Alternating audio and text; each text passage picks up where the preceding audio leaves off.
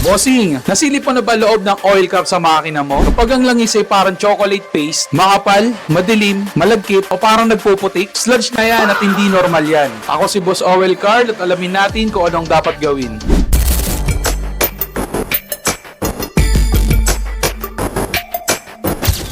Ang sludge ay nabubuo dahil sa luma o sobrang tagal ng gamit na langis, palaging delay ng change oil, matinding init at kontaminasyon sa loob ng makina.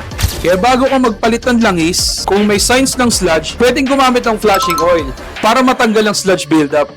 Pagkatapos i-drain ng lumang langis at palitan ng high quality engine oil na may detergents para maiwasan ang panibagong sludge formation. Iwas sludge, iwas sira. Panatilihing malinis ang puso ng sasakyan mo at Platinum lang ang katapat niyan. Ako si Boss Oil Carl at huwag niyong kalimutan i-follow ang Platinum sa ating mga social media accounts para sa mas marami pong mga updates.